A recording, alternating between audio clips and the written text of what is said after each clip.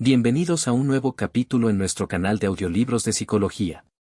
Es un placer estar aquí una vez más para compartir. Si están listos para explorar juntos este fascinante mundo, les animo a que se suscriban para no perderse ninguna entrega. Dejen su like si disfrutan del contenido y compartan para que más personas puedan beneficiarse de este material. Comencemos. Manual para el tratamiento cognitivo-conductual de los trastornos psicológicos. Volumen 1. Trastornos por ansiedad, sexuales, afectivos y psicóticos. Tratamiento cognitivo-conductual de los trastornos somatoformes. Parte 12. Tratamiento cognitivo-conductual de la hipocondría. Introducción. Uno de los tópicos más arraigados a la caracterización de la hipocondría es la dificultad implícita en su abordaje terapéutico. El trastorno hipocondríaco suele ser considerado, por la mayor parte de los clínicos, como un trastorno renuente al cambio y con mal pronóstico. Se alegan varias razones para justificar esta impresión negativa. En primer lugar, los hipocondríacos suelen responder a las intervenciones médicas desarrollando complicaciones, exacerbando los síntomas o presentando nuevas quejas que sustituyen a las anteriores. En segundo lugar, presentan una gran resistencia a recibir tratamiento psiquiátrico dado que entienden que su problema es única y exclusivamente físico. Finalmente, son pacientes que se muestran, por un lado, apegados y dependientes de sus médicos y, por otro, hostiles y con tendencia a rechazar los ofrecimientos de ayuda de estos, lo que, inevitablemente, entorpece el establecimiento de una adecuada alianza terapéutica. No obstante, incluso reconociendo que la hipocondría pueda ser un problema clínico de difícil cura, tampoco hay que olvidar que el desinterés de algunos profesionales de la salud por este trastorno tiene parte de responsabilidad en el fomento de la creencia de que los hipocondríacos son pacientes intratables y, por tanto, cualquier medida que se emprenda para paliar su condición está condenada al fracaso. A pesar de la leyenda negra que ha acompañado durante años al tratamiento de la hipocondría, por fortuna, en la actualidad estamos presenciando un creciente entusiasmo por el estudio de este trastorno en todas sus vertientes, especialmente en la terapéutica. Esta savia nueva procede de los modelos teóricos de corte cognitivo sobre los que se han diseñado prometedoras estrategias terapéuticas. A partir de estas consideraciones, y centrándonos precisamente en tales enfoques, en el presente trabajo pretendemos hacer un recorrido por las aportaciones más relevantes a la conceptualización y al tratamiento de la hipocondría que se han realizado en los últimos años. Concepto y diagnóstico. La noción actual de hipocondría como preocupación excesiva por la salud es fruto de una larga trayectoria histórico-conceptual que se remonta a los albores de la medicina antigua. En efecto, la hipocondría es un término reconocible desde hace más de 2000 años, que ha sido revestido de diversos significados a lo largo de su prolongada existencia. De hecho, como acertadamente señala Kellner, la historia de la hipocondría es más la historia de un término que la de un trastorno o síndrome.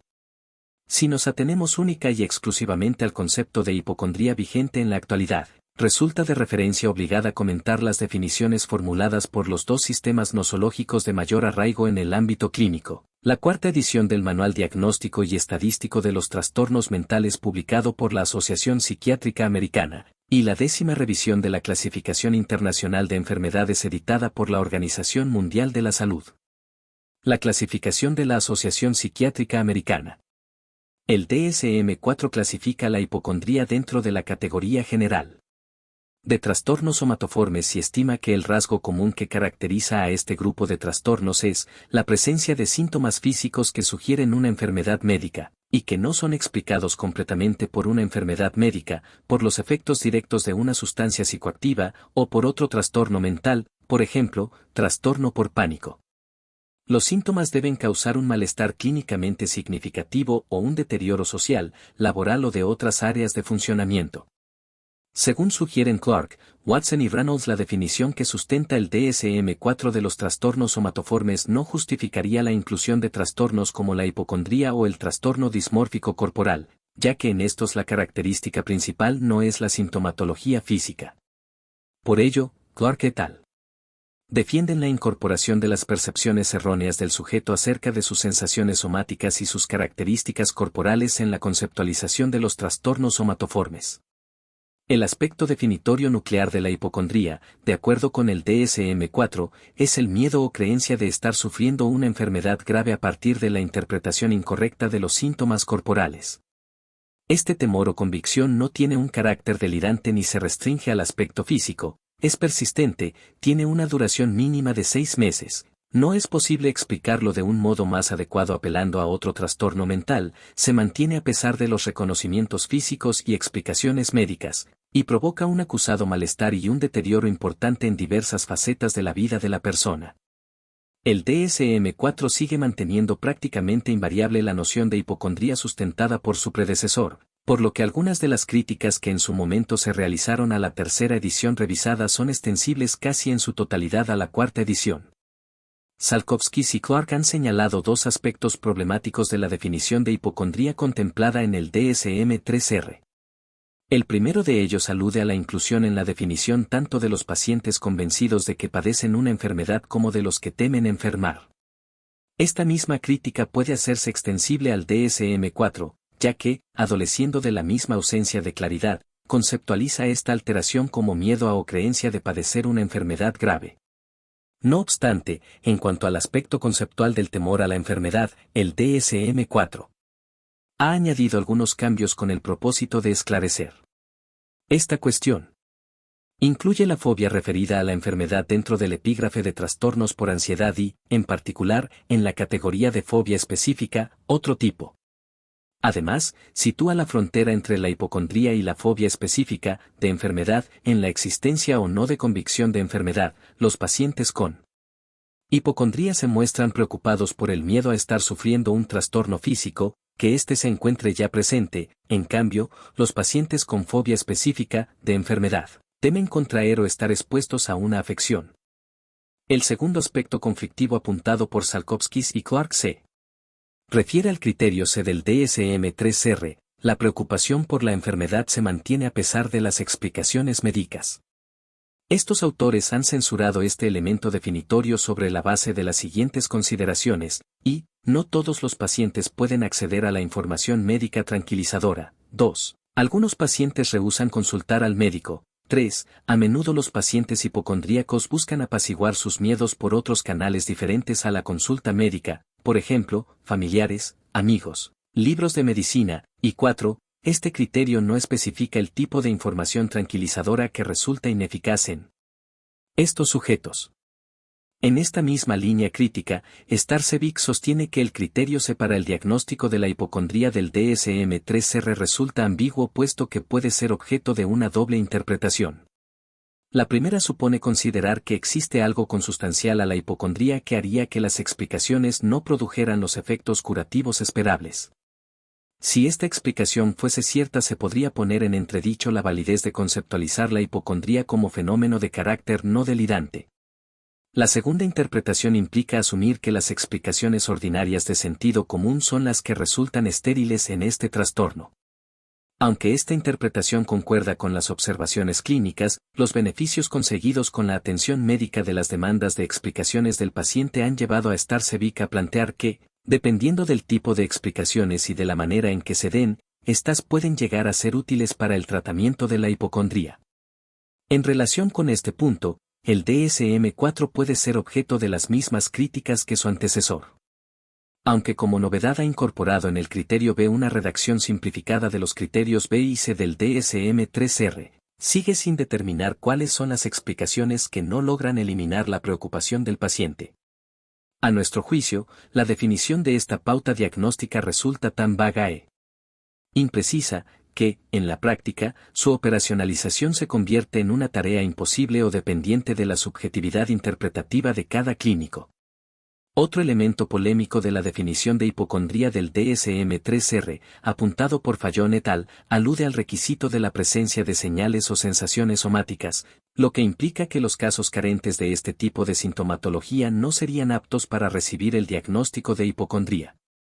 El DSM-4 sigue planteando un concepto restringido de este trastorno, excluyendo a aquellos pacientes físicamente asintomáticos que, sin embargo, se muestran hipervigilantes y expectantes ante una posible señal corporal indicadora de patología. Aunque para los hipocondríacos sus síntomas somáticos representan La evidencia más contundente de que están enfermos, no es la única, por lo que esas otras posibles evidencias, por ejemplo, la creencia en la vulnerabilidad personal a la enfermedad, pueden, por sí mismas, justificar el diagnóstico.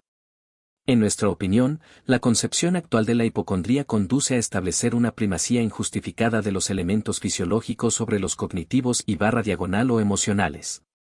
Finalmente, y en la línea planteada por Smith, puede apuntarse que la cuarta cuestión conflictiva del modo en que el DSM-3 se redefine la hipocondría, se refiere a que solo contempla las preocupaciones por tener un trastorno físico, omitiendo aquellas referidas a enfermedades psíquicas asociadas a la interpretación errónea de manifestaciones psicológicas. El DSM-4 sigue sin resolver esta carencia ya que tampoco presta atención al concepto de hipocondría psicológica. Si bien es cierto que estos casos son poco frecuentes, ese dato no debería condicionar su inclusión en la definición de hipocondría. Consideramos que no contemplar explícitamente la preocupación por la enfermedad mental grave entre los criterios diagnósticos del DSM-4 da lugar a una concepción sesgada que impide considerar al trastorno hipocondríaco en todas sus posibilidades fenomenológicas. La clasificación de la Organización Mundial de la Salud. Los trastornos somatoformes del DSM-4 equivalen en la CIE-10 a aquellos agrupados bajo la denominación de trastornos somatomorfos y trastornos disociativos, de conversión, que, a su vez, están englobados en la categoría de los trastornos neuróticos secundarios a situaciones estresantes y somatomorfos. La CIE-10 clasifica al trastorno hipocondríaco dentro de la categoría de los trastornos somatomorfos. La característica principal de estos trastornos es la presentación reiterada de síntomas somáticos acompañados de demandas persistentes de exploraciones clínicas, a pesar de repetidos resultados negativos de dichas exploraciones clínicas y de continuas garantías por parte de los médicos de que los síntomas no tienen una justificación somática.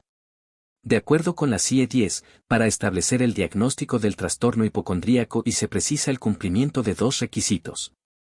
Por una parte, la creencia persistente en la presencia de, al menos, una enfermedad orgánica grave que subyace a los síntomas, a pesar de que los reiterados exámenes no la hayan identificado, o la preocupación incesante por una supuesta deformidad física, y, por la otra, la negativa a aceptar las explicaciones de los médicos que descartan tal enfermedad o anormalidad. A la CIE-10 se le pueden plantear las mismas observaciones críticas que a las últimas ediciones del DSM. La CIE-10 tampoco distingue claramente el miedo de la convicción de enfermedad, ya que la categoría de trastorno hipocondríaco, definido como creencia, también incluye la nosofobia. No obstante, y en la misma línea que el DSM-4, la CIE-10 ubica el temor a padecer una grave patología orgánica, nosofobia, en el epígrafe de trastorno hipocondríaco. En cambio, clasifica el temor a enfermar que se deriva del miedo al contagio de una infección, a contaminarse, a las intervenciones médicas o a los lugares de asistencia sanitaria, como trastorno de ansiedad fóbica, fobia específica. La CIE-10, al igual que el DSM-4, contempla como criterio diagnóstico del trastorno hipocondríaco la existencia de explicaciones médicas ineficaces, pero no concreta las características de aquellas explicaciones que no surten los efectos esperados. Más bien podemos afirmar que agrega un elemento más de confusión referido al número de facultativos implicados en el problema. Respecto al tercer y cuarto inconveniente detectado en el DSM-4, la CIE-10 también requiere la existencia de síntomas somáticos y tampoco contempla el posible diagnóstico de la modalidad psicológica de hipocondría. Modelos explicativos de corte cognitivo. En los últimos años se han formulado varias propuestas explicativas de la hipocondría basadas en la conceptualización de este trastorno como manifestación de una alteración a nivel cognitivo. En nuestra opinión, las dos versiones más sólidas son, por una parte, aquella que estima que los hipocondríacos amplifican sus sensaciones corporales normales y, por la otra, aquella que considera que estos pacientes interpretan erróneamente los síntomas somáticos que experimentan. Pasemos a describir qué sostiene cada una de ellas. Amplificación somatosensorial. Barsky ha sugerido que el concepto de amplificación resulta de utilidad para comprender las condiciones clínicas, psicológicas y físicas, caracterizadas por quejas somáticas desproporcionadas en relación a la patología orgánica existente.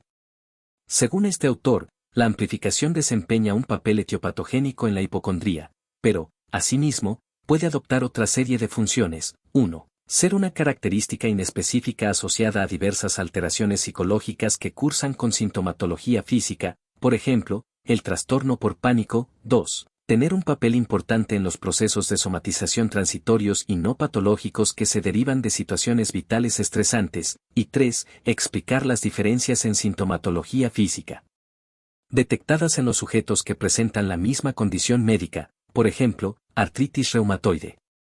De acuerdo con la propuesta de Barsky, los sujetos hipocondríacos amplifican una extensa variedad de síntomas somáticos y viscerales tales como las sensaciones fisiológicas y anatómicas normales, por ejemplo, movimientos peristálticos intestinales, hipotensión postural, variaciones en la tasa cardíaca, las disfunciones benignas y enfermedades leves, por ejemplo, zumbidos pasajeros, contracciones nerviosas de los párpados, sequedad de la piel, o los concomitantes viscerales o somáticos de un estado emocional, por ejemplo, activación fisiológica que acompaña a la ansiedad.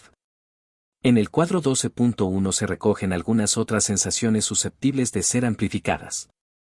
Según Barsky y colaboradores, los sujetos hipocondríacos aumentan sus sensaciones físicas y tienden a experimentarlas como más intensas, nocivas, amenazadoras y perturbadoras de lo que las experimentan los sujetos sin este tipo de trastorno.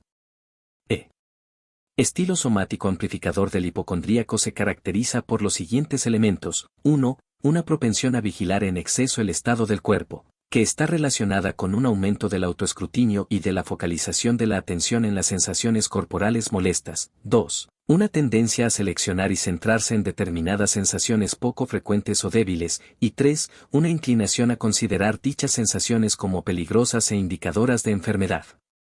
El modelo explicativo del desarrollo de la hipocondría que sostienen los autores de referencia afirma que la tendencia de los sujetos hipocondríacos a experimentar sus sensaciones corporales con gran intensidad y perturbación les conduce a interpretarlas de manera errónea como manifestación de una patología física grave en vez de atribuirlas a una causa benigna, por ejemplo, falta de ejercicio físico, exceso de trabajo. La sospecha de enfermedad resultante de esta mala interpretación les lleva a estar constantemente vigilando su cuerpo, examinando las sensaciones somáticas que notan, atendiendo de forma selectiva a la información que ratifica su hipótesis explicativa de los síntomas e ignorando la que la desconfirma. Por otra parte, el incremento de la ansiedad que se desencadena origina nuevas sensaciones corporales que los sujetos pueden valorar como prueba de enfermedad. Finalmente, todo ello acaba intensificando la percepción de peligro dando lugar a un círculo vicioso. En esta formulación, el resto de las características clínicas de la hipocondría se consideran consecuencias derivadas de la amplificación somática. La amplificación, tal y como es conceptualizada por estos autores, puede ser un rasgo estable o un estado transitorio.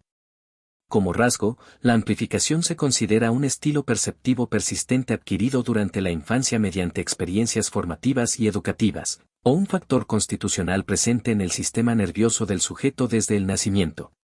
Como estado, la amplificación hace referencia al grado en que un individuo amplifica una determinada sensación en un momento concreto. La amplificación entendida como estado, puede estar influida por diversos factores tales como las cogniciones, información y conocimientos, opinión y creencias y atribuciones etiológicas, el contexto situacional, feedback de otras personas y expectativas futuras, la atención y el estado de ánimo, ansiedad y depresión. Interpretación catastrófica de los síntomas. Según la propuesta de explicación de Salkovskis 1989, Warwick 1989, Warwick y Salkovskis, 1989, 1990, y Salkovskis y Clark 1993. La característica más importante de la hipocondría es la interpretación errónea de los síntomas físicos no patológicos como señal de enfermedad orgánica grave. De acuerdo con esta formulación, el proceso a través del cual se desarrolla la hipocondría tiene su inicio en las experiencias previas relacionadas con la enfermedad vivenciadas por el sujeto. Entre estas experiencias figuran las enfermedades físicas padecidas por el propio sujeto o familiares, y / o haber sufrido algún error médico. Estos acontecimientos negativos conducen a la formación de creencias o supuestos disfuncionales acerca de los síntomas, la salud y la enfermedad. Por ejemplo, los cambios corporales habitualmente son una señal de enfermedad grave, ya que todo síntoma tiene que tener una causa física identificada.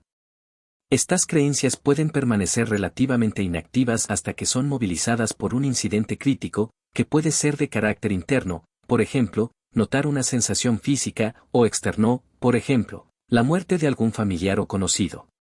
Asimismo, los supuestos disfuncionales pueden dar lugar a un sesgo confirmatorio al hacer que el paciente dirija su atención selectivamente hacia la información que confirma la idea de enfermedad y que ignore aquella que pone de manifiesto su buen estado de salud. La activación de las creencias problemáticas provoca el surgimiento de imágenes desagradables y pensamientos automáticos negativos, cuyo contenido implica una interpretación catastrófica de las sensaciones o signos corporales. Por ejemplo, mis dolores de estómago significan que tengo un cáncer no detectado. Finalmente, esta cadena de elementos precipita la ansiedad por la salud y sus correspondientes manifestaciones fisiológicas, por ejemplo, incremento de la activación fisiológica, cognitivas, por ejemplo, atención autofocalizada, afectivas, por ejemplo, ansiedad, y conductuales, por ejemplo, búsqueda de información tranquilizadora. Según la propuesta de estos autores, existen una serie de factores que actúan perpetuando la preocupación por la salud. El modelo de mantenimiento de la hipocondría parte de la consideración de la existencia de un estímulo desencadenante, por ejemplo, recibir información sobre una enfermedad, que, al ser percibido por el sujeto como amenazante, provoca en este temor o aprensión. Esta reacción precipita una serie de procesos fisiológicos, cognitivos y conductuales.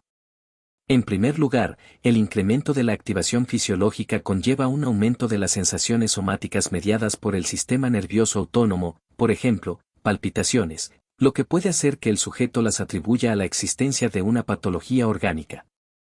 Segundo, el hecho de estar permanentemente centrando la atención en el cuerpo puede originar que la persona se dé cuenta de cambios normales de su función corporal, por ejemplo, distensiones gástricas después de comer, o aspectos de su apariencia física, por ejemplo, enrojecimiento de la piel, que, de otro modo, le hubiesen pasado desapercibidos, y los interprete como anómalos.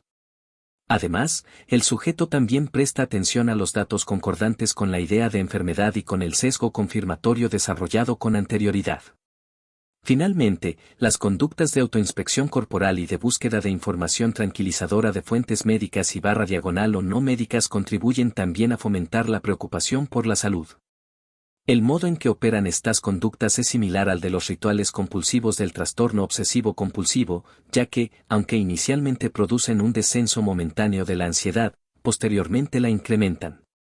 Este tipo de conductas contribuyen a la perseveración de las preocupaciones a través de las siguientes vías: 1. Impidiendo que el sujeto aprenda que aquello que teme no le está ocurriendo; 2. Provocando que continúe prestando atención a sus pensamientos negativos; y 3. Influyendo directamente en los cambios corporales que produjeron los pensamientos iniciales. Los tres mecanismos descritos, activación fisiológica, focalización de la atención y conductas inadecuadas, hacen que el sujeto se preocupe por las sensaciones físicas percibidas como patológicas y que las valore como señal de que padece una enfermedad grave, lo cual, a su vez, aumenta la percepción de peligro. Se establece así una relación circular que perpetúa la hipocondría. Tratamientos conductuales y cognitivo-conductuales. Como hemos puesto de manifiesto en la introducción de este capítulo, la hipocondría ha sido considerada durante mucho tiempo un trastorno intratable. Sin embargo, los informes elaborados, principalmente en la última década, sobre la eficacia terapéutica de las estrategias conductuales y cognitivo-conductuales en pacientes hipocondríacos, han hecho posible que esta afirmación tan contundente empiece a ser rechazada o, como mínimo, cuestionada. Técnicas conductuales. Desde el marco de intervención de la terapia de conducta se han utilizado diversas técnicas para tratar el miedo a la enfermedad, la creencia de enfermedad o las conductas hipocondríacas presentes en otros cuadros clínicos. Entre ellas destacan las siguientes: desensibilización sistemática, tensión del pensamiento y relajación, terapia implosiva e hipnosis, relajación aplicada, refuerzo positivo, principio de Premack y castigo. Una de las líneas de intervención más fecundas es la que ha tomado como punto de referencia las semejanzas existentes entre la hipocondría y los trastornos por ansiedad, concretamente las fobias y el trastorno obsesivo-compulsivo. Los pacientes hipocondríacos comparten con los pacientes fóbicos los elevados niveles de ansiedad que presentan y las conductas de evitación que exhiben. Por otra parte, en la hipocondría también son frecuentes conductas similares a los rituales compulsivos del trastorno obsesivo-compulsivo, como son la comprobación reiterada del estado corporal y la búsqueda constante de información tranquilizadora. A partir de estas apreciaciones y teniendo en cuenta que la exposición resulta útil para el tratamiento de los trastornos fóbicos y que la prevención de respuesta es eficaz en la intervención de los trastornos obsesivo-compulsivo, se ha planteado que estos procedimientos pueden ser beneficiosos para los pacientes hipocondríacos. A este respecto cabe decir que los resultados obtenidos en algunos estudios que han utilizado técnicas de exposición y barra diagonal o prevención de respuesta, en ocasiones en combinación con otro tipo de procedimientos, parecen evidenciar su eficacia para el tratamiento de esta condición. Furst y Cooper recurrieron a la exposición a estímulos interoceptivos e imaginados para la extinción del temor a sufrir un ataque al corazón. Teaman, Goetz y Adams trataron con éxito un caso de fobia cardíaca mediante un programa de exposición multifacético, manteniéndose la mejoría conseguida a los 6 y 12 meses de seguimiento.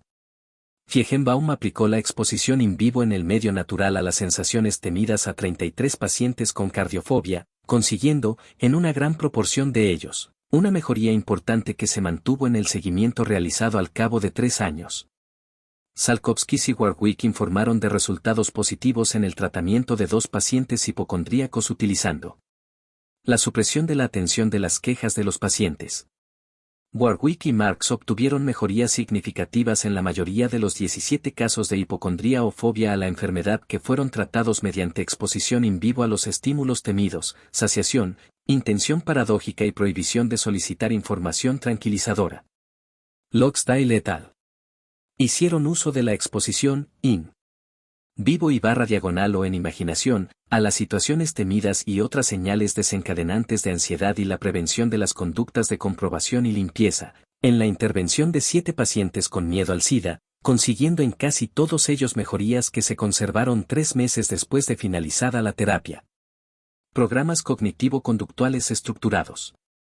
En los últimos años se han elaborado diversos programas de orientación cognitivo-conductual para la intervención en la hipocondría. Los que, a nuestro juicio, resultan más prometedores son los propuestos por Barsky, Giring e Igul 1988, Salkovskis 1989. Warwick 1989, Warwick y Salkovskis, 1989, 1990, House. 1989, Stern y Fernández 1991, Sarpe, Peveler y Mayo 1992 y Avia 1993. De estas propuestas terapéuticas, únicamente vamos a describir las 2 primeras puesto que son, por el momento, las que cuentan con mayor respaldo empírico. El entrenamiento del estilo amplificador. Barsky et al. Han desarrollado un programa terapéutico cognitivo-educativo basado en la conceptualización de la hipocondría como un trastorno caracterizado por un estilo somático amplificador. De acuerdo con esta propuesta, el tratamiento se lleva a cabo en grupos reducidos de entre 6 y 8 pacientes que se reúnen una vez a la semana durante mes y medio. La terapia se presenta como un curso que les permitirá aprender sobre la percepción de síntomas físicos y en ella se plantea una relación terapeuta-paciente semejante a la existente entre profesor y alumno. El contenido del curso consiste en analizar los factores implicados en la amplificación o atenuación de los síntomas somáticos. 1. Papel de la atención y uso de la relajación. Tomando como punto de partida la consideración de que la atención puede tener un efecto amplificador sobre las sensaciones corporales y que la distracción puede paliarlas, se presenta material didáctico que ilustra esta afirmación y se incita a los pacientes a que ejemplifiquen estos fenómenos con experiencias personales. Por otra parte, se utiliza la extremada sensibilidad de los hipocondríacos a las sensaciones somáticas para enseñarles a focalizar la atención en sensaciones de relax y bienestar y a desatender los síntomas desagradables. Para ello se recurre a la imaginación visual, la relajación progresiva, la relajación muscular, la respiración y los ejercicios de yoga. Finalmente, se les asignan tareas para la casa con el propósito de que consoliden el aprendizaje. 2. Cognición y reatribución de síntomas benignos. Se presentan 2 posibles modelos explicativos de las sensaciones corporales, el modelo cognitivo perceptivo y el modelo de estrés. En relación al primero, Se sugiere a los pacientes que consideren su sistema nervioso como un receptor de radio que posee un grado de sensibilidad tan elevado que hace que cualquier señal que reciba se incremente mucho y llegue a ser molesta.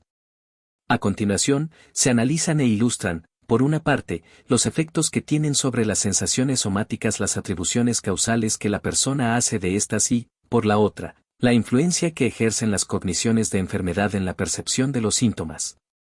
En cuanto al segundo modelo, se presenta el concepto de estrés y las técnicas para su control, se proporciona información acerca de los concomitantes somáticos del estrés y sus consecuencias sobre el sistema inmunológico. Asimismo, se pide a los sujetos que estimen los estímulos estresantes que existen en su vida e identifiquen los recursos de que disponen para afrontarlos. 3. Contexto situacional. Se ejemplifica el papel que desempeña el contexto que rodea a una persona en el aumento o disminución de sus síntomas somáticos, en la percepción de estos, en el significado que les otorgue y en la generación de expectativas en cuanto a lo que uno debería sentir. Se solicita a los sujetos que, partiendo de sus propias observaciones, ilustren los efectos del contexto situacional. Este análisis permite que los sujetos se den cuenta de que pueden tratar de entender sus síntomas corporales ubicándolos en un entorno diferente. Así, en lugar de analizarlos dentro de un contexto de enfermedad grave no diagnosticada, pueden optar por aceptarlos y hacerles frente. 4. Papel del afecto y los conflictos de dependencia. Se explican e ilustran las repercusiones que ciertos estados afectivos negativos, por ejemplo, ansiedad, depresión, tienen en la percepción de las sensaciones somáticas. No obstante, esto se plantea con la cautela de no transmitir la idea de que los síntomas físicos se deben al malestar emocional. Además, se pide a los pacientes que analicen los estados emocionales que hacen empeorar sus síntomas. En muchas ocasiones esta tarea permite que afloren necesidades de dependencia. Avia et al. Han llevado a cabo un estudio controlado para someter a prueba la eficacia de este programa de tratamiento. La muestra utilizada estuvo compuesta por 17 sujetos con puntuaciones elevadas en determinadas medidas de hipocondría, 8 de ellos cumplían los criterios diagnósticos del DSM-3R, que fueron asignados aleatoriamente a 3 grupos, 2 grupos experimentales, de 4 y 5 pacientes cada uno, y un grupo control de lista de espera, de 8 pacientes. Los grupos experimentales recibieron terapia de grupo estructurada en 6 sesiones semanales de hora y media cada una. Las 5 primeras sesiones se dedicaron a discutir los factores básicos que contribuyen al malestar somático. 1. Atención selectiva e inadecuada. 2. Tensión muscular / malos hábitos respiratorios. 3. Factores ambientales. 4. Estrés y estado de ánimo disfórico. Y 5. Explicaciones de las señales somáticas. En la última sesión se revisaron los temas abordados durante las sesiones anteriores y se rellenaron algunos cuestionarios. Los sujetos que permanecieron en lista de espera también recibieron el mismo tratamiento, una vez concluido este en los grupos experimentales. Tras la intervención, los grupos experimentales obtuvieron mejorías que no se evidenciaron en el grupo control. En conjunto, los sujetos que fueron tratados, incluidos los del grupo de lista de espera, mostraron mejorías que se mantuvieron en los seguimientos realizados al mes y medio y al año de finalizada la intervención. El tratamiento de las interpretaciones catastróficas y los supuestos disfuncionales. Warwick y Salkovskis han elaborado un programa de tratamiento a partir de su formulación de la hipocondría como un trastorno cuyo componente nuclear es la interpretación catastrófica de las sensaciones y signos corporales. La intervención consiste en ayudar al paciente a detectar y cambiar los pensamientos automáticos negativos sobre sus síntomas físicos, las creencias desadaptativas sobre la salud y la enfermedad y las conductas problemáticas. Este programa de tratamiento consta de los siguientes elementos. 1. Obtención del compromiso del paciente. Para ello se ofrece al paciente un nuevo marco desde el cual entender su problema. En concreto, se le plantea la posibilidad de considerar durante un periodo de tiempo limitado, en torno a 4 meses, que sus síntomas no son señal de una enfermedad grave, antigua hipótesis, sino de un problema de ansiedad, nueva hipótesis. Esta última se considera una hipótesis provisional que el sujeto podrá someter a prueba mediante la acumulación de la correspondiente evidencia. 2. Autoobservación de los episodios de ansiedad por la salud. Se instruye al paciente a registrar los estímulos que actúan como detonantes de un episodio de preocupación excesiva por la salud y a identificar los pensamientos automáticos negativos y las conductas inadecuadas. 3. Reatribución de los síntomas. El núcleo principal de la intervención consiste en modificar las atribuciones negativas acerca del origen de las sensaciones somáticas. Para este fin, se requiere la identificación de los pensamientos negativos y la evidencia que los sustenta, así como la elaboración y comprobación de explicaciones alternativas más benignas de los síntomas. Esto último se realiza mediante técnicas verbales, por ejemplo, proporcionar cuadros explicativos de la información existente, adoptar el punto de vista de otra persona y experimentos conductuales, por ejemplo, prestar atención al propio cuerpo, manipular conductas que pueden provocar síntomas. 4. Cambio de las conductas desadaptativas. Se trata de mostrar la influencia que ejercen determinadas conductas que realiza el sujeto en el mantenimiento de sus preocupaciones por la salud. Para ello se hacen preguntas, demostraciones directas y experimentos con conductas implicadas en el problema. También se utiliza, por una parte, la prevención de las conductas de verificación del estado corporal y de búsqueda de información tranquilizadora y, por la otra, la retirada de la atención a las preguntas y comentarios sobre los síntomas. 5. Modificación de las creencias disfuncionales sobre la salud/enfermedad. Para la modificación de tales creencias se recurre a procedimientos similares a los anteriores centrados en la reatribución y los experimentos conductuales. El programa terapéutico de Warwick y Salkovskis cuenta también con evidencias a favor de su utilidad. Hasta el momento se ha presentado la descripción de diversos casos en los que se mostraba su eficacia, y se ha informado de un estudio en el que se comparó un grupo experimental, al que se le aplicó el tratamiento, con un grupo control, lista de espera, observándose que los pacientes tratados obtuvieron mejorías significativas. Recientemente, las autoras de este trabajo hemos descrito la aplicación de una versión adaptada y modificada del programa de tratamiento desarrollado por Salkovskis y Warwick a un caso de hipocondría primaria. Con la terapia, que se llevó a cabo en 10 sesiones de 1 hora de duración y con una periodicidad semanal, la paciente experimentó una notable mejoría que se mantuvo en los seguimientos realizados a los 2 y 6 meses. Protocolo de intervención. Este epígrafe está dedicado a describir con cierto detalle el programa de tratamiento que hemos estructurado a partir de las directrices sugeridas por Salkovskis y Warwick.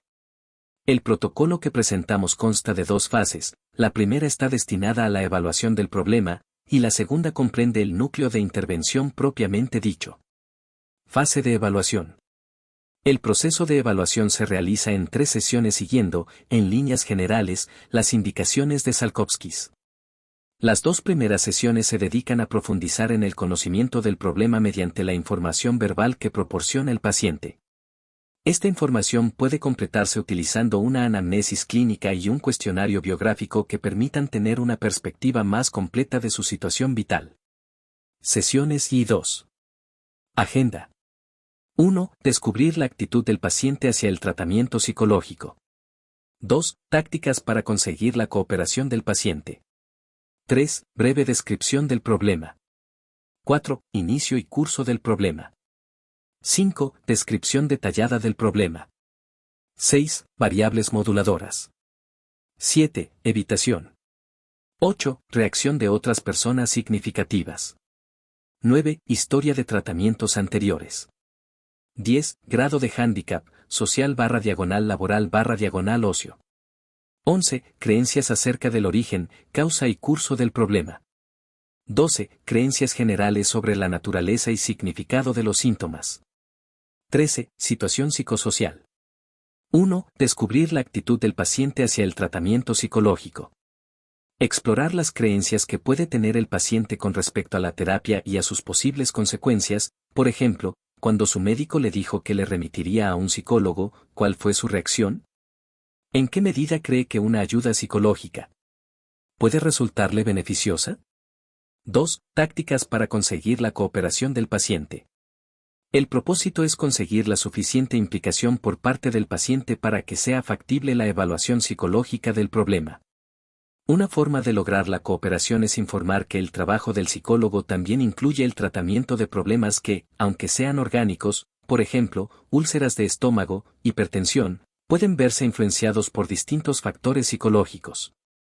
Otra táctica consiste en plantear que el objetivo de la entrevista radica en profundizar en el conocimiento de su problema y que, por tanto, la decisión sobre si la ayuda psicológica es conveniente y si desea recibirla no sería prudente tomarla en este momento, sino que se debería postergar para más adelante cuando se hubiera obtenido toda la información del caso. Si a pesar de estas aclaraciones el paciente continúa poniendo objeciones a la evaluación, el terapeuta puede alegar que aunque comprende su negativa, ya que el paciente estima que su problema es claramente orgánico, le sugiere que se plantee si no ha tenido nunca, al menos, un 1% de duda de que pudiera estar equivocado, quizás no tenga tal enfermedad. Puesto que el paciente suele contestar de manera afirmativa, se le propone que considere el porcentaje de duda como un ejercicio para asegurarse de que ha abordado su problema de todas las maneras posibles. 3. Breve descripción del problema. Se recurre a preguntas abiertas tales como, ¿puede explicarme en pocas palabras cuál es su problema principal? Para conseguir una buena relación resulta útil recurrir a comentarios que reflejen la comprensión que ha logrado el terapeuta del malestar que sufre el paciente. Asimismo, es conveniente resumir y parafrasear la exposición que éste hace del problema con el fin de verificar que ha sido entendido correctamente. 4. Inicio y curso del problema. Identificación de los factores que pueden haber sido responsables del inicio del problema, por ejemplo, cuando empezó a preocuparse en exceso por su salud, en qué circunstancias, y de sus fluctuaciones, por ejemplo, el problema ha ido empeorando progresivamente, ha habido momentos en los que la gravedad de los síntomas ha oscilado. 5. Descripción detallada del problema. Con el fin de obtener información más específica del estado del paciente, se le pide que describa una ocasión reciente en la que se haya preocupado por sus molestias físicas, descripción relativa del antes, durante y después del episodio. Situación, por ejemplo, cuando ocurrió, dónde estaba, qué estaba haciendo, quién estaba presente, síntomas físicos, por ejemplo, qué sensaciones corporales experimentó, cogniciones, por ejemplo, cuando empezó a sentir los síntomas, qué pensamientos pasaron por su mente, qué imágenes mentales tuvo, en el momento más crítico de los síntomas, qué pensó que era lo peor que podría suceder en ese momento, qué pensó que podría ocurrir con el paso del tiempo, conductas, por ejemplo, qué hizo cuando aparecieron los síntomas, hizo algo para intentar detener el problema, y emociones, por ejemplo, cómo se sintió cuando surgió el problema, nervioso, alterado, triste, deprimido, enfadado, irascible, etc. En relación con la dimensión conductual del problema hay que explorar la presencia de conductas tales como dejar de realizar actividades, acostarse, tomar pastillas, etc. Hay también que evaluar específicamente las conductas de comprobación corporal y búsqueda de información tranquilizadora de fuentes médicas y no médicas, por ejemplo, comentar a los familiares los síntomas. 6. Variables moduladoras. Averiguar qué factores, situacionales, conductuales, cognitivos, afectivos, interpersonales y /diagonal o fisiológicos, hacen que el problema empeore y cuáles que mejore con preguntas como las siguientes. ¿Ha notado si hay algo que haga que los síntomas se presenten con más fuerza o que sean más probables? ¿Hay algo que le ayude a controlar el problema, o que disminuya la probabilidad de que aparezca? ¿Ha notado alguna pauta de acuerdo con el día de la semana, momento del mes, o del año, etc.? 7. Evitación. Explorar aquellas conductas, actividades, acciones, etc., que el paciente ha dejado de hacer debido al problema, evitación pasiva, así como aquellas que realiza por considerar que lo controlan o mejoran, evitación activa. Identificar también los pensamientos asociados a dichas conductas. Para ello se puede recurrir a preguntas como, ¿hay alguna situación que evite debido al problema? ¿Hay cosas que su problema le impide hacer? ¿Hay cosas que antes de aparecer el problema solía hacer y que ahora no hace? Cuando nota sus síntomas, ¿hay alguna actividad que no haría, si no evita esa actividad, que cree que puede ocurrir? ¿Hay algo que haga cuando nota el problema para evitar que éste se agudice, cuando nota los síntomas? ¿Qué hace para protegerse, si no lo hiciera? ¿Qué cree que sería lo peor que podría suceder, etcétera? 8. Reacción de otras personas significativas. ¿Qué piensa X, por ejemplo, pareja, padres, hijos, amigos íntimos, sobre su problema? ¿Qué hace X cuando usted le expresa su malestar físico? 9. Historia de tratamientos anteriores. Se explora mediante las siguientes preguntas, ¿Ha consultado su problema con algún médico? ¿A cuántos médicos ha visitado? ¿Cuándo? ¿Le merecían confianza? ¿Qué pruebas clínicas le hicieron? ¿Cree que estas son las idóneas? ¿Cuáles fueron los resultados? ¿Qué le dijeron que tenía? ¿Se quedó más tranquilo? ¿Toma medicación, prescrita o no prescrita? 10. Grado de hándicap, social/laboral/ocio. Evaluar el grado en que el problema perturba la vida del paciente a nivel de relaciones sociales, trabajo y actividades en el tiempo libre, por ejemplo, ¿en qué medida afecta el problema a su vida social habitual? ¿Se ha visto alterado su funcionamiento en el trabajo? ¿Su problema ha influido en las actividades habituales que realiza en sus ratos de ocio, etc.? 11. Creencias acerca del origen, causa y curso del problema. Para ello se utilizan preguntas tales como, en su opinión, ¿cuál es la causa del problema? ¿Qué piensa que produce sus síntomas? Etcétera. Cuando el paciente exponga explícitamente que piensa que el factor responsable es la presencia de algún problema orgánico, el terapeuta puede intervenir del siguiente modo. ¿Hay algo en sus síntomas que le hagan pensar que están causados por una enfermedad grave? ¿Qué tienen sus síntomas que le induzcan a pensar que no puedan ser debidos a otros factores? 12. Creencias generales sobre la naturaleza y significado de los síntomas. Determinar las creencias disfuncionales acerca de la salud y la enfermedad que pueden hacer pensar al paciente que sufre una grave enfermedad, por ejemplo, los síntomas corporales siempre son señal de enfermedad. 13. Situación psicosocial. Exploración de aspectos relativos a las actividades profesionales, la familia, las relaciones sociales, la sexualidad, las aficiones, etc. También es necesario obtener información sobre la historia familiar de enfermedades padecidas y las actitudes hacia la enfermedad. Con este propósito, se formulan preguntas como las siguientes: ¿qué enfermedades importantes ha padecido usted? ¿En qué época de su vida? ¿Qué supuso para usted? ¿Hubo o hay algún caso de enfermedad en su familia que merezca ser mencionado o que le haya afectado especialmente? ¿Qué enfermedad? ¿Quién la padece? ¿Ha influido esto en usted? ¿Ha habido algún fallecimiento en su contexto cercano? ¿Quién ha fallecido? ¿Cuándo? ¿En qué medida le afecta este hecho? ¿Cuál ha sido la actitud familiar, padres, cónyuge, etc., hacia la enfermedad, por ejemplo, protectora, despreocupada por la salud, etc.? Al final de la segunda sesión, se muestra al paciente cómo rellenar el diario de hipocondría, forma simple, insistiendo en la importancia de rellenarlo con el fin de recabar información adicional sobre su estado. Este instrumento permite que el propio paciente registre sus sensaciones corporales desagradables y estime la gravedad de estas según una escala que va de 0, ausencia, a 5, intensos, incapacitantes, no me permiten hacer nada, la hora del día y situación que antecede al episodio en que se experimentan, qué estaba haciendo o pensando, las atribuciones causales de los síntomas y la estimación del grado de creencia en tales atribuciones de acuerdo con escala de 0, no lo creo en absoluto, a 100, estoy completamente convencido de que es verdad, las emociones que generan y su intensidad puntuada según un intervalo de 0, ausencia, a 100, extremadamente intensa, y, finalmente, las conductas que desencadenan, que hace o deja de hacer. En el anexo 1 se presenta una muestra de este diario. Sesión 3. Esta sesión se dedica a recoger datos complementarios a través de cuestionarios de autoinforme que evalúan variables clínicas generales y variables más específicas de la hipocondría. Así, para la estimación de la ansiedad se puede recurrir al inventario de ansiedad estado-rasgo. Para conocer el grado de depresión cabe utilizar el inventario de depresión de Beck. Para explorar los síntomas somáticos puede ser útil la escala de hipocondría del inventario multifásico de personalidad de Menasora. Y para determinar la perturbación que ocasiona el problema resulta una buena opción la escala de adaptación. Como instrumentos que permiten explorar variables más directamente implicadas en la psicopatología de la hipocondría se pueden emplear las escalas de actitud hacia la enfermedad, el cuestionario de conducta de enfermedad, y la escala de amplificación somatosensorial. Para la valoración semanal de las manifestaciones hipocondríacas del paciente se puede aplicar el cuestionario de evaluación del estado actual.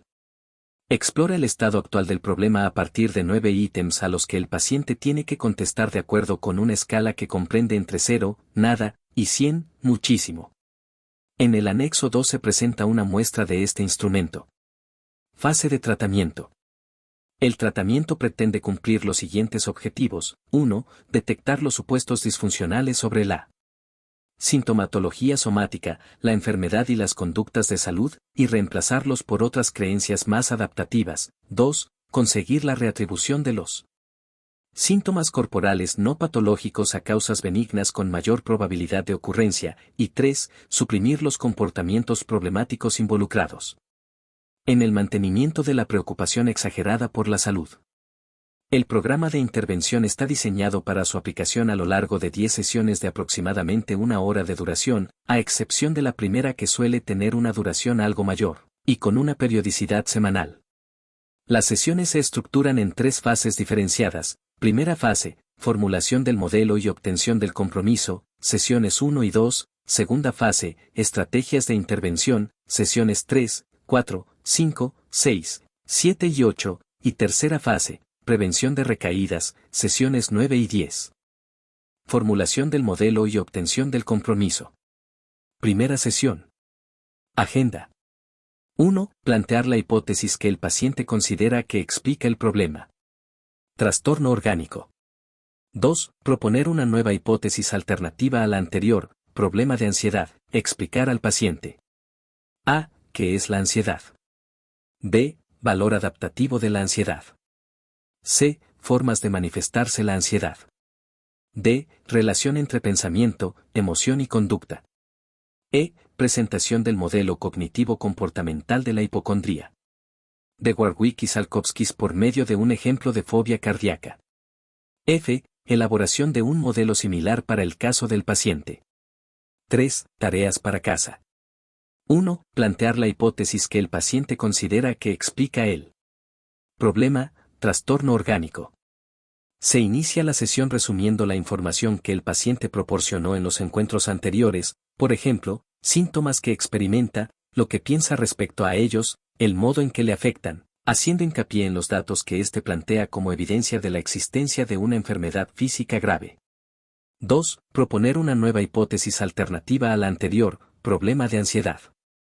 Puede introducirse la hipótesis explicativa haciendo ver al paciente que existen datos que no encajan en la idea de enfermedad que sostiene.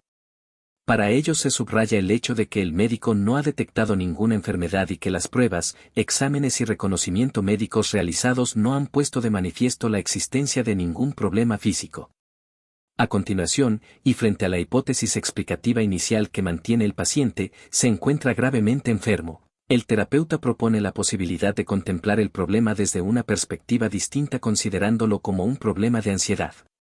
Para ir introduciendo al paciente en la comprensión de este nuevo planteamiento se presentan conceptos introductorios generales que se discuten e ilustran con diversos ejemplos que pueden ser abstractos u obtenidos de sus propias experiencias cotidianas. La parte educativa está destinada a comentar los siguientes puntos. A. ¿Qué es la ansiedad? Se describe la ansiedad como una emoción que todas las personas experimentamos y que funciona como un mecanismo de alarma que se activa cuando percibimos una situación como amenazante. B. Valor adaptativo de la ansiedad. Se hace hincapié en que esta reacción tiene un valor adaptativo puesto que permite a las personas poner en funcionamiento los medios necesarios para hacer frente al peligro o escapar de este. No obstante, la ansiedad puede convertirse en problemática en determinadas circunstancias, como, por ejemplo, cuando se activa en situaciones inofensivas. C. Formas de manifestarse la ansiedad. La ansiedad se expresa a 3 niveles, fisiológico, cognitivo y conductual. Respecto al primero se plantea que cuando una persona experimenta elevados niveles de ansiedad se produce una serie de cambios en su cuerpo. Esto es debido a la activación fisiológica del sistema nervioso autónomo, que es la parte del sistema nervioso que controla el funcionamiento de muchos de nuestros órganos internos, por ejemplo, sistemas cardiovascular y gastrointestinal. De este modo, cuando una persona se siente ansiosa experimenta una serie de síntomas tales como el incremento de la tasa cardíaca, la dificultad para respirar, la sensación de mareo o de vértigo, la tensión muscular, el aumento de la sudoración, etc. Todas estas sensaciones asociadas a la activación fisiológica, aunque pueden resultar molestas, no suponen ningún peligro para la salud de la persona. En cuanto al nivel cognitivo, se plantea que el modo en que reaccionamos ante una determinada situación depende, en gran medida, de cómo la interpretamos, es decir, de lo que pensamos sobre ella. Para ilustrar la influencia de los Pensamiento. Se expone el siguiente ejemplo: no reaccionaremos igual ante un comentario insultante de un conocido si lo interpretamos como una muestra intencional de hostilidad hacia nosotros que si lo consideramos consecuencia de un mal día de nuestro interlocutor. Finalmente, se indica que la ansiedad también puede manifestarse a nivel conductual, haciendo que evitemos situaciones que en ocasiones anteriores nos habían generado ansiedad o anticipemos que pueden provocarnos este estado emocional, conducta de evitación, o que abandonemos una situación en la que empezamos a sentirnos ansiosos, conducta de escape. De relación entre pensamiento, emoción y conducta. Esta relación puede ilustrarse recurriendo a un ejemplo en la línea del que sugieren B. ¿Qué tal? En este ejemplo se invita al paciente a que imagine que estando solo en su casa a medianoche oye un golpe en otra habitación. Utilizando una serie de preguntas, por ejemplo, cómo se hubiese sentido si hubiese pensado, qué habría hecho, se le hace ver que si hubiera tenido un pensamiento negativo del tipo de, ha entrado un ladrón, se hubiera puesto ansioso y habría emprendido acciones dirigidas a minimizar el peligro, esconderse o llamar a la policía.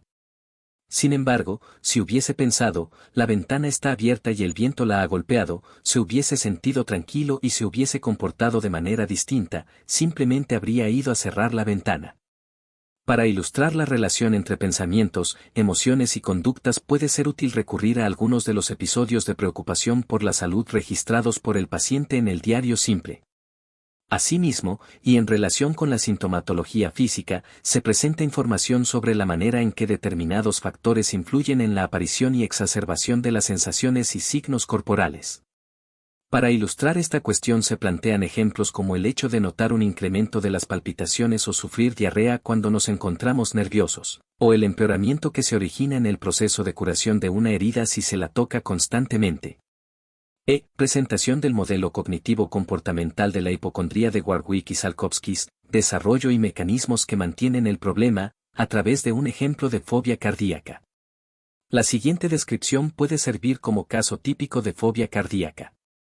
Un hombre, desde la muerte de su padre por un tumor cerebral hace 15 años, empezó a creer que, los síntomas corporales siempre indican la presencia de una enfermedad, ya que de lo contrario no existirían.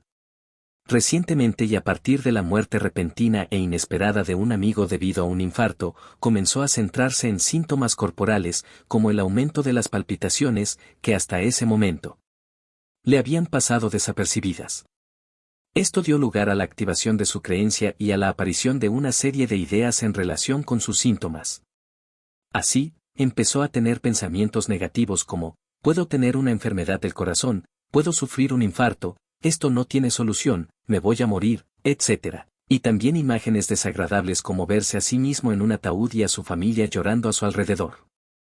Todo ello le produjo una gran ansiedad y preocupación por su salud, constantemente observaba los síntomas de su pecho, se tomaba con frecuencia el pulso, observaba el hormigueo de su brazo izquierdo aplicando presión a sus músculos, preguntaba a su mujer para que lo tranquilizase, evitaba el ejercicio físico y casi todas las semanas iba al médico, pese a que éste le había asegurado en numerosas ocasiones que el estado de su corazón era absolutamente normal.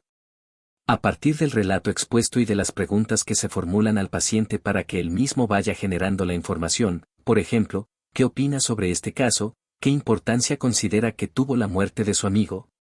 ¿Qué influencia tiene la conducta del paciente en su preocupación por los síntomas? 6. ¿Cuál piensa que es la causa del problema?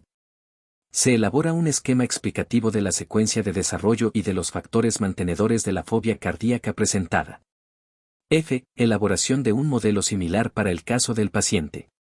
Las ilustraciones que se esbozan provocan una buena disposición en el paciente para que acepte analizar su caso en términos similares a los expuestos. Para ello, intentando siempre conseguir una participación activa por parte del paciente, se diseñan esquemas explicativos que incluyan la información relevante recogida durante la evaluación. En aquellos casos en los que el paciente no dé credibilidad a la alternativa propuesta, el terapeuta puede intervenir preguntándole si no ha pensado, ni por un solo instante, que pudiera haber alguna otra explicación para sus síntomas distinta a la de grave enfermedad física, si no ha tenido nunca al menos un 1% de duda de que su creencia acerca de que padece una determinada enfermedad pueda ser errónea. Tareas para casa. Se entregan al paciente las figuras elaboradas en la sesión y se le pide, como tarea para casa, que reflexione sobre ellas y elabore una lista de ideas con las que está de acuerdo y otra con las que no lo está, así como cualquier comentario o duda adicional que quisiera exponer. Un aspecto crucial a tener en cuenta a lo largo de todo el proceso de intervención es la tendencia del paciente hipocondríaco a atender selectivamente a la información que es concordante con su creencia de enfermedad. Por ello, y con el fin de mantener un feedback constante, es aconsejable solicitar al paciente que resuma las principales cuestiones abordadas en la sesión así como las ideas que cree que ha aprendido en ella. Segunda sesión. Agenda. 1. Aclaración de las dudas respecto al modelo cognitivo-conductual de la hipocondría. 2. Comparación de las dos hipótesis explicativas del problema. 3. Establecimiento del contrato terapéutico. 4. La lógica del tratamiento. 5. Tareas para casa. 1. Aclaración de las dudas respecto al modelo cognitivo-conductual de la hipocondría. En este punto se dedica al repaso de las cuestiones fundamentales planteadas en la sesión anterior y a la solución de los posibles problemas que hayan surgido al respecto. Es importante insistir de manera reiterada a lo largo de las sesiones en el modelo propuesto, ya que este constituye la base que justifica el empleo de las diversas estrategias de tratamiento. 2. Comparación de las dos hipótesis explicativas del problema. Se evalúa la lógica, utilidad, ventajas e inconvenientes de cada una de las hipótesis explicativas del problema, enfermedad física vs ansiedad. Esta cuestión puede discutirse a partir de preguntas como las siguientes: ¿cuántas veces ha intentado abordar su problema como si fuese un trastorno orgánico? ¿Desde cuando ha estado intentando resolver su problema y librarse de los síntomas recurriendo exclusivamente a un medio médico, como ir al médico, realizarse pruebas y reconocimientos, etc.? ¿Qué eficacia ha tenido la estrategia seguida por el paciente hasta el momento? ¿Ha probado correctamente el acercamiento psicológico propuesto? ¿Ha intentado alguna vez tratar el problema como si fuese ansiedad? ¿Cuál de las dos hipótesis propuestas parece tener más sentido, a la luz de los datos existentes hasta el momento? 3. Establecimiento del contrato terapéutico.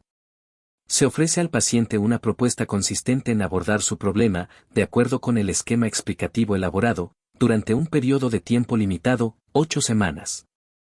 Esta alternativa se oferta como una hipótesis de trabajo que debe someterse a prueba mediante la acumulación de la evidencia correspondiente.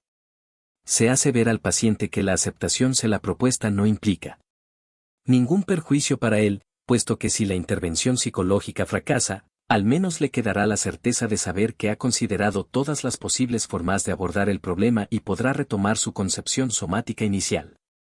En el hipotético caso de que el paciente se muestre reticente a iniciar una intervención psicológica a menos que se someta a una última prueba final, reconocimiento médico, podemos actuar del modo siguiente: 1. Que el médico vuelva a realizarle un examen físico para tranquilizarle. 2. Evaluar la ansiedad con respecto a la salud, la convicción de enfermedad y la necesidad de datos tranquilizadores antes, inmediatamente después. Y transcurrido un periodo más largo, tras la intervención del médico. Este tipo de actuación permitirá mostrar al paciente el papel que desempeña la información tranquilizadora en el mantenimiento de la preocupación por la salud y facilitará una de las facetas de la intervención, la prevención de respuesta. En este caso, la técnica estará encaminada a la supresión de la información tranquilizadora, tanto médica como no médica. Esta actividad puede proponerse como experimento conductual a lo largo de la terapia.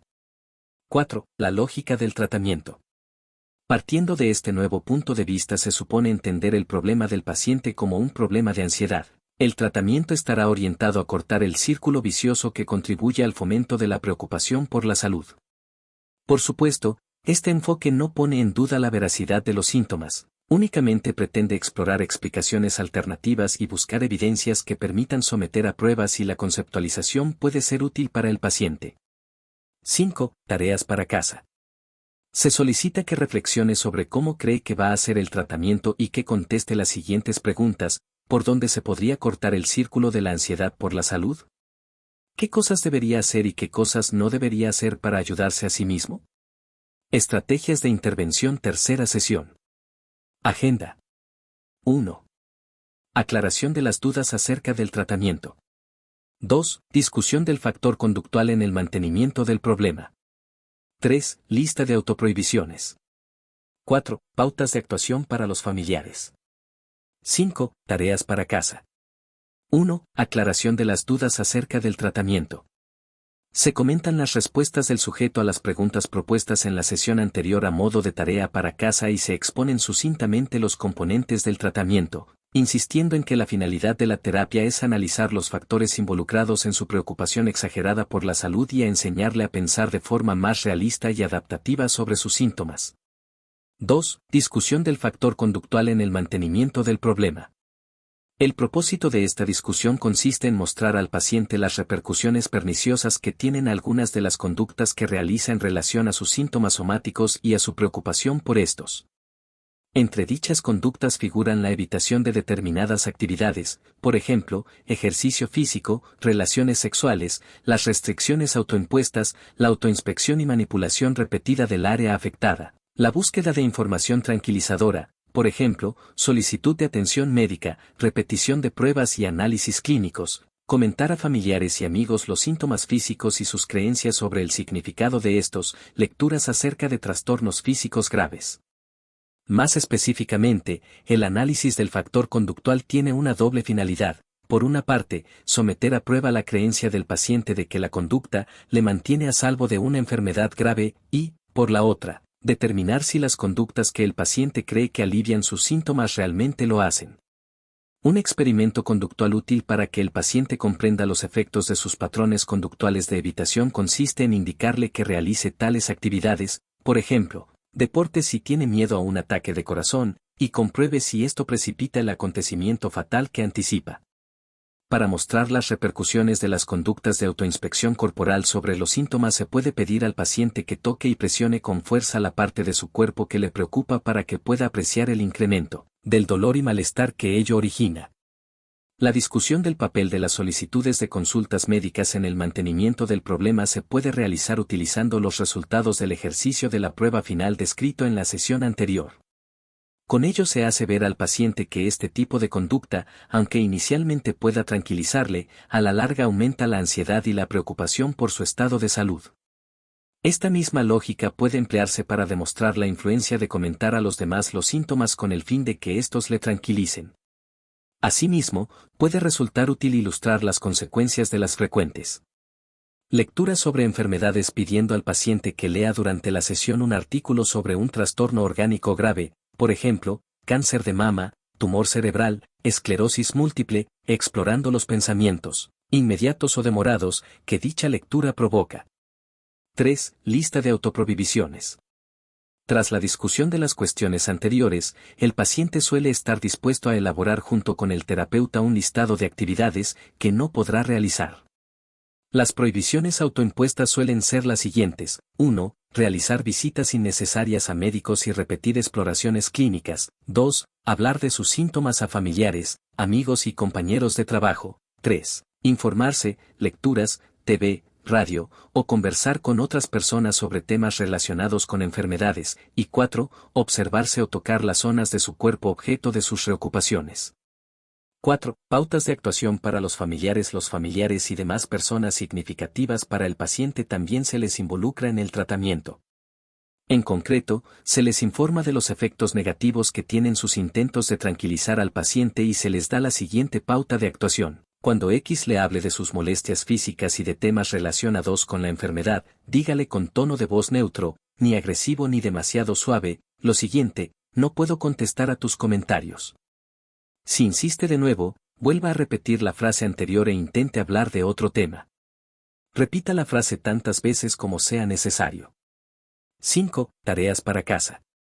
A partir de la tercera sesión y hasta el final del tratamiento se incluye como ejercicio semanal la elaboración de una lista de lo que ha aprendido en la sesión. Asimismo, y si el paciente presenta un componente fóbico importante, se pueden proponer tareas de afrontamiento con el fin de que aprenda a controlar los estímulos, tanto internos como externos, relacionados con la enfermedad y la muerte. Cuarta sesión. Agenda. 1. Aclaración de los problemas con las autoprohibiciones. 2. Cuestionamiento verbal de las interpretaciones negativas de los síntomas y A. Prueba de hipótesis. B. ¿Existen, por tanto, otras interpretaciones alternativas a lo que me sucede? C. Me ayuda a pensar en la posibilidad de que lo que temo vaya a suceder, o por el contrario, hace que me ponga más nervioso. D. ¿Me he planteado metas poco realistas e inalcanzables? E. ¿Estoy olvidando hechos relevantes o centrándome demasiado en hechos irrelevantes? F. ¿Qué pensaría otra persona en mi situación? 3. Tareas para casa. 1. Aclaración de los problemas con las autoprohibiciones. Resulta bastante usual que los pacientes informen que no han respetado algunas de las prohibiciones propuestas. El terapeuta puede responder a este tipo de situaciones de acuerdo con las indicaciones de ABIA, reforzar al paciente por las autoprohibiciones que sí ha podido cumplir, explicar que puesto que este es un tipo de comportamiento extremadamente arraigado se requerirá tiempo y práctica para ir modificándolo e ir aprendiendo otro modo más adecuado de actuar, recordar las razones por las cuales no sería aconsejable volver de nuevo a las pautas iniciales de actuación y animarle a seguir trabajando en la línea propuesta. 2. Cuestionamiento verbal de las interpretaciones negativas de los síntomas, y para que el paciente aprenda a cuestionar sus propias ideas de enfermedad se utiliza una serie de procedimientos que permiten que éste analice y valore con lógica y realismo el grado de veracidad o falsedad que contiene cada una de las dos hipótesis explicativas de su problema. A. Comprobación de la hipótesis. Consiste en examinar la evidencia a favor y en contra de la interpretación negativa de los síntomas y de la explicación alternativa de estos. Los pasos a seguir son los siguientes. 1. Exponer claramente el pensamiento negativo del paciente, es decir, la interpretación errónea de los síntomas como indicadores de la presencia de una enfermedad física grave, por ejemplo, tengo esclerosis múltiple. 2. Estimación por parte del paciente de la creencia en el pensamiento negativo en una escala de 0 a 100, donde 0 significa, no lo creo en absoluto, y 100, estoy completamente convencido de que es verdad. 3. Buscar, identificar y anotar las evidencias a favor del pensamiento negativo. 4. Buscar, identificar y anotar las evidencias en contra del pensamiento negativo. 5. Sumar las evidencias, que paciente y terapeuta estén de acuerdo en el resultado. 6. Generar una explicación alternativa para los síntomas a través de preguntas y observaciones que sean consistentes con la alternativa. 7. Buscar, identificar y anotar las evidencias a favor de la explicación alternativa. 8. Buscar, identificar y anotar las evidencias en contra de la explicación alternativa. 9. Sumar las evidencias, que paciente y terapeuta estén de acuerdo en el resultado. 10. Volver a estimar el grado de creencia en el pensamiento negativo en dos momentos, ahora, que está tranquilo en el despacho del terapeuta, y cuando note los síntomas. 11. Estimación de la creencia en la explicación alternativa en dos momentos, ahora, que está tranquilo en el despacho del terapeuta, y cuando note los síntomas. El proceso de ayudar al paciente a que cuestione sus propios pensamientos negativos puede realizarse a través de otro tipo de reflexiones como las que se plantean seguidamente. B. ¿Existen, por tanto, otras interpretaciones alternativas a lo que me sucede? Se pretende hacer hincapié en que los síntomas no tienen por qué ser consecuencia, única y exclusivamente, de la presencia de una grave enfermedad, sino que existen otras explicaciones diferentes, benignas y más probables, que pueden dar cuenta de ellos. Se me ayuda a pensar en la posibilidad de que lo que temo vaya a suceder, o por el contrario, hace que me ponga más nervioso. Con este interrogante, se pretende incidir en la utilidad/inutilidad y posibles beneficios/perjuicios de mantener una preocupación excesiva por la salud. ¿De me he planteado metas poco realistas e inalcanzables? Esta reflexión puede ayudar al paciente a darse cuenta de que resulta imposible estar completamente seguros, sin ningún margen de dudas, de que no estamos enfermos. ¿Estoy olvidando hechos relevantes o centrándome demasiado en hechos irrelevantes? Con esta pregunta se persigue que el paciente aprenda a contemplar otras fuentes de información que no sean única y exclusivamente el malestar físico. F. ¿Qué pensaría otra persona en mi situación? Este punto está destinado a hacer que el paciente adopte el punto de vista de otra persona para tratar de ver su problema con mayor grado de objetividad. Para que el paciente pueda poner en práctica este tipo de técnicas que facilitan el análisis lógico del significado de sus síntomas, se le propone, y ejemplifica, rellenar el diario de hipocondría, forma ampliada, 7. Este instrumento es una versión ampliada del diario simple descrito anteriormente. Incluye las respuestas racionales, explicaciones alternativas y más adaptativas del origen de los síntomas corporales experimentados y evaluación del grado de creencia en las mismas en una escala de 0. No lo creo en absoluto, a 100, estoy completamente convencido de que es verdad, así como la reestimación, en función de una escala de idénticas características del grado de creencia en la interpretación. Negativa inicial. 3. Tareas para casa. Planificar un experimento conductual que proporcione más información que permita apoyar una u otra hipótesis. Rellenar el diario ampliado. Esta tarea se incluirá a partir de esta sesión y hasta el final del tratamiento. Desde la cuarta sesión, y si la problemática del paciente así lo requiere, se realiza un entrenamiento en respiración lenta y barra diagonal o en relajación muscular. Estas estrategias se utilizan como modo de facilitar las atribuciones causales benignas de los síntomas, por ejemplo, tensión muscular o patrón respiratorio inadecuado. Quinta sesión. Agenda. 1. Aclaración de los problemas con el cuestionamiento de las interpretaciones negativas de los síntomas, y 2. Cuestionamiento verbal de las interpretaciones negativas de los síntomas, 2. 3. Tareas para casa.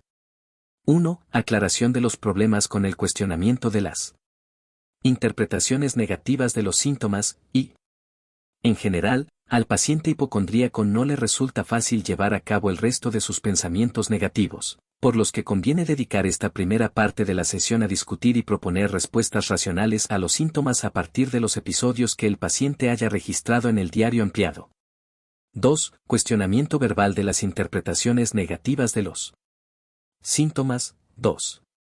En esta sesión se prosigue la discusión de las interpretaciones catastróficas de los síntomas por medio del análisis de la posibilidad de estar sobrevalorando la probabilidad de estar enfermo. Con este fin se utilizan diagramas pastel y pirámides invertidas que permiten mostrar gráficamente al paciente que la probabilidad de que tenga la enfermedad que teme o cree tener es muy baja. Esta cuestión se trabaja a través de una tarea a la que denominamos hora de preocuparse. La tarea está estructurada a modo de cuadernillo compuesto por una serie de ejercicios con los que se pretende, por una parte, que el paciente realice un trabajo continuado de saciación y exposición imaginada a la posibilidad de estar sufriendo la enfermedad que cree tener y, por la otra, que continúe avanzando en el análisis de los pensamientos negativos de enfermedad. De acuerdo con estos objetivos, en uno de los ejercicios del cuadernillo se da al paciente la instrucción de que es muy importante que dedique una hora diaria a pensar y escribir acerca de aquello que le preocupa sobre sus síntomas físicos y todas las implicaciones de estos, el progreso de la enfermedad, su muerte, el duelo familiar y la tristeza. Los restantes ejercicios están dirigidos a que reconsidere sus pensamientos negativos de enfermedad buscando explicaciones alternativas para sus síntomas. Se utiliza un diagrama tipo pastel, y a que analice si está sobrevalorando la probabilidad de padecer una enfermedad. Se utiliza una pirámide invertida. 3. Tareas para casa. Rellenar el cuadernillo de la hora de preocuparse. Esta tarea se incluirá hasta el final del tratamiento y el diario ampliado. Sexta sesión. Agenda. 1. Aclaración de los problemas con el cuestionamiento de las interpretaciones negativas de los síntomas, 2. 2. Papel de la autoatención en la percepción de las sensaciones corporales.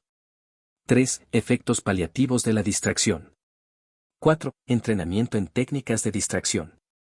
5. Tareas para casa. 1. Aclaración de los problemas con el cuestionamiento de las interpretaciones negativas de los síntomas, 2.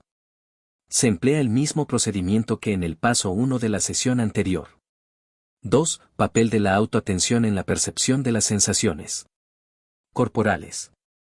El propósito es mostrar al paciente cómo el hecho de centrar la atención en el cuerpo y vigilarlo en exceso, puede hacer que note sensaciones que a otras personas les pasarían desapercibidas.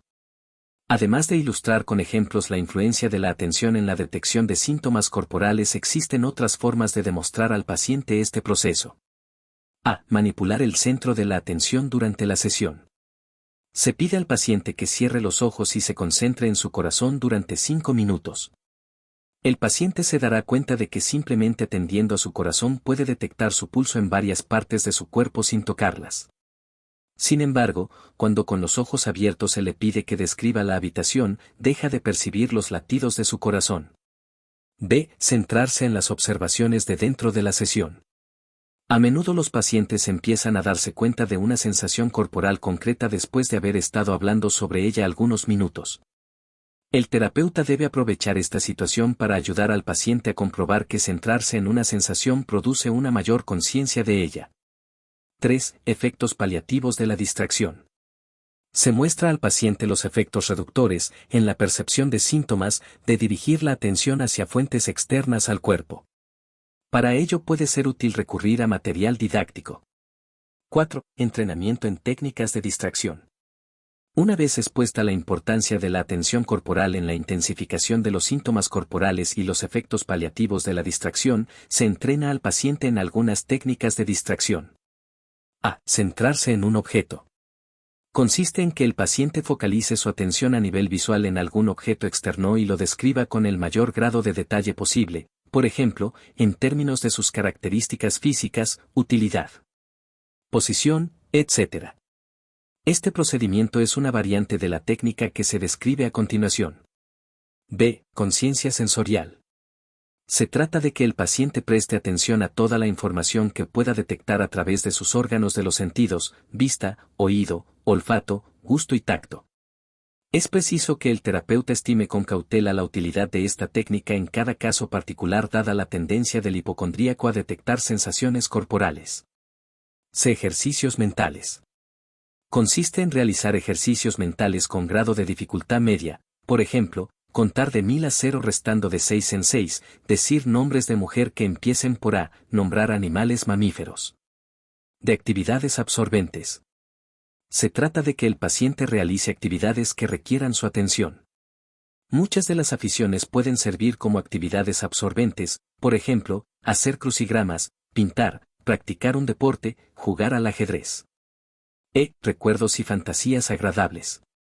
Consiste en que el paciente piense y genere imágenes mentales sobre alguna situación o acontecimiento positivo real o fantaseado. 5. Tareas para casa. Rellenar el cuadernillo de la hora de preocuparse, el diario ampliado y practicar las técnicas de distracción. 7ª y 8ª sesión. Agenda. 1. Reestructuración de las imágenes espontáneas desagradables. 2. Profundizar en el concepto de creencia disfuncional. 3. Identificación y discusión de las creencias disfuncionales. 4. Tarea para casa. Muchas de las técnicas cognitivas y conductuales expuestas anteriormente para cuestionar las interpretaciones catastróficas de los síntomas pueden utilizarse para modificar las creencias subyacentes. Además de los pensamientos automáticos negativos, también pueden existir imágenes de contenido desagradable relacionadas con la enfermedad que hay que reestructurar sustituyéndolas por otras más positivas. El contenido de las sesiones 7 y 8 no está tan sistematizado como el de las anteriores, puesto que, dependiendo de cómo evolucione el paciente a lo largo de la terapia, se incidirá en mayor o menor medida en una u otra de las cuestiones abordadas. Prevención de recaídas. 9ª sesión. Agenda. 1. Repaso del contenido de las sesiones anteriores. 2. Repaso de la evolución del paciente a lo largo de la terapia. 3. Valoración por parte del paciente de esta evolución. 4. Valoración de las creencias residuales del paciente. 5. Expectativas futuras del paciente respecto a la preocupación por la salud. 6. Conveniencia de generalizar el contenido de la terapia a otras sensaciones corporales. 7. Conveniencia de seguir practicando las técnicas aprendidas. 8. Tareas para casa. 1. Repaso del contenido de las sesiones anteriores. Se revisa brevemente el material educativo y los procedimientos cognitivos utilizados en la terapia, por ejemplo, la ansiedad y sus manifestaciones, los factores que contribuyen a mantener la preocupación por la salud, la comprobación de hipótesis, enfatizando aquellos que fueron más ventajosos para el paciente. 2. Repaso de la evolución del paciente a lo largo de la terapia. Se revisa la evolución del problema a lo largo del proceso terapéutico mediante el cuestionario de evaluación del estado actual o cualquier otro instrumento de características parecidas. 3. Valoración por parte del paciente de esta evolución. Se solicita al paciente que describa su opinión sobre los cambios que ha experimentado desde el inicio del tratamiento. Asimismo, se examina su estimación sobre los factores responsables de los cambios positivos que ha detectado en su estado. 4. Valoración de las creencias residuales del paciente. Se evalúa el grado de creencia en las dos hipótesis explicativas del problema, enfermedad física vs ansiedad, pidiéndole que valore en una escala de 0 a 100 la probabilidad de que sus síntomas indiquen la presencia de un trastorno orgánico grave, o sean consecuencia de la ansiedad. También se revisa, enumera y comenta la evidencia acumulada a favor de la explicación alternativa. 5. Expectativas futuras del paciente respecto a la preocupación por la salud. Se identifican las posibles preocupaciones futuras por la reaparición de los síntomas, explorando la posibilidad de que el paciente crea que su mejoría es transitoria y similar a las experimentadas con anterioridad al inicio del tratamiento psicológico. Analizar las diferencias entre estas dos posibles modalidades de mejoría, la mejoría actual debida al tratamiento y las habidas en momentos anteriores.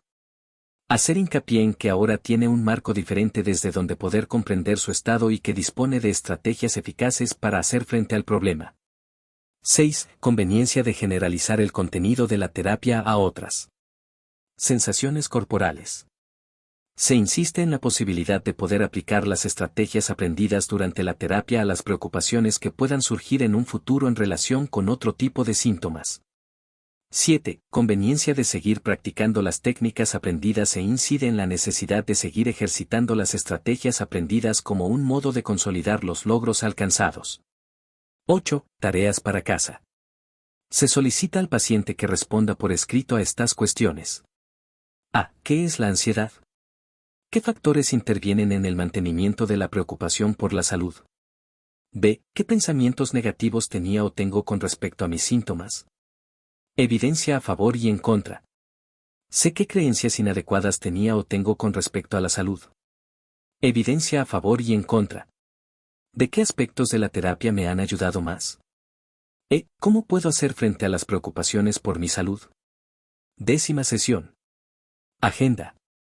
1. Comentario de las respuestas del paciente a las preguntas formuladas.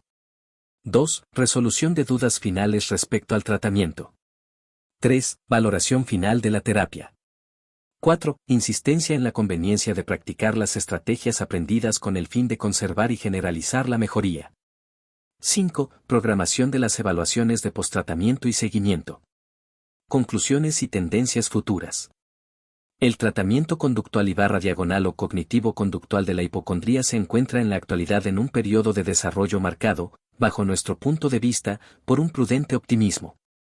El optimismo viene justificado por los buenos resultados informados en la literatura científica acerca de la eficacia de este tipo de estrategias. Puede afirmarse que el empleo de las técnicas de exposición / o prevención de respuesta, así como de los programas centrados en la modificación de la tendencia a amplificar las sensaciones corporales y a interpretarlas de manera dramática, constituyen alternativas adecuadas de intervención. La prudencia obedece a la consideración de que aún existen numerosas cuestiones que deben ser resueltas antes de afirmar, con un margen razonable de confianza, que estas orientaciones terapéuticas son las más adecuadas para los pacientes con preocupaciones desmesuradas por la salud. Entre los interrogantes que se derivan de una actitud cautelosa hacia la adecuación de este tipo de tratamiento se encontrarían aquellos referidos a los ámbitos siguientes. A. Grado de eficacia. ¿Qué tasas de éxitos logra? ¿Cuántos abandonos genera? ¿Los beneficios obtenidos se mantienen estables a medio y largo plazo?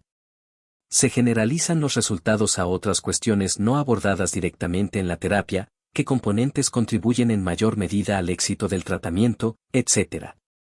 B. Eficacia diferencial. ¿Comporta mayores beneficios que las intervenciones de carácter farmacológico? ¿Es más eficaz que otras intervenciones psicológicas procedentes de marcos teóricos diferentes? ¿Ofrece más posibilidades de cambio que otro tipo de estrategias cognitivo-conductuales, etc.? C. Tipología de pacientes. ¿Las diversas modalidades de hipocondría requieren diferentes estrategias de intervención? Las estrategias de elección para el tratamiento del temor a la enfermedad son la exposición y la prevención de respuesta. La creencia de enfermedad puede modificarse mediante las técnicas de desafío verbal y reatribución, etc. D. Conceptualización de la hipocondría. Por el momento no se ha llegado a un acuerdo unánime acerca de dónde debería estar ubicado este trastorno en las clasificaciones diagnósticas y, obviamente, esto pasa por lograr una adecuada comprensión del problema.